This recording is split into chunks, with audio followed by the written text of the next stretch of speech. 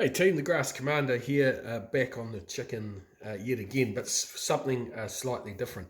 So since my last video, I've found a local supply of Kashmiri Chilli, which is a far better way to give the chicken the colour than the few gallons of red food colouring, which, as we will all admit, it didn't really come out the right colour anyway. So I'm going to give this a crack.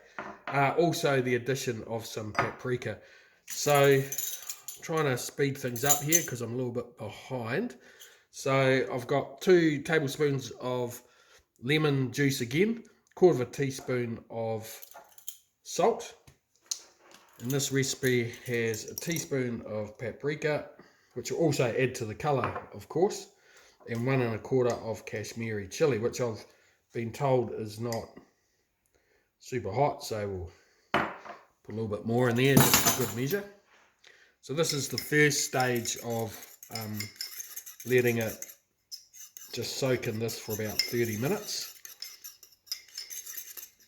So straight away it'll start giving it a good colour, as you can see. So again, just mix it in.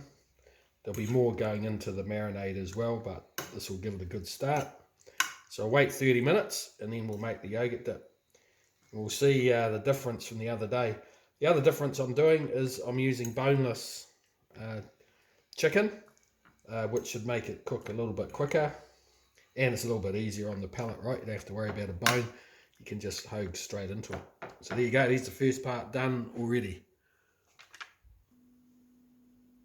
Well, it's been half an hour now, and as you can see, look at that colour in the chicken. Now we're talking. That's what you want to be looking at, eh?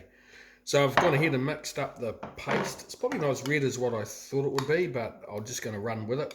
So in here I've got yogurt, garlic, some more red chili powder, coriander, garam masala, some cracked pepper, and some cumin powder and a little bit of oil. So yeah, it's looking pretty authentic to me. So I did have a little bit of a taste, to be honest, and I probably ended up putting about 4 or 5 teaspoons of the chili in there, but it is not that hot.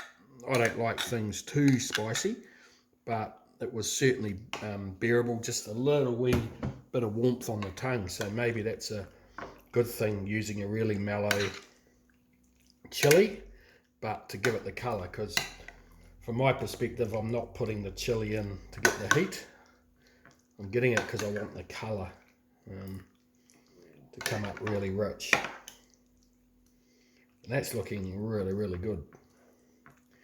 So nothing to do now except wait a few hours and then put it on the fire, and let's see what happens this time around. But I'm expecting great things this time, so stay tuned. So I missed out some of the boring steps that you didn't need to see just to get to the end product. So here is the chicken with the chili in it and a little bit of other spices. So it's still not as red as what I would have hoped for. So I've had another read up, and they reckon turmeric might help, but certainly the taste is how a lot better than, not more authentic.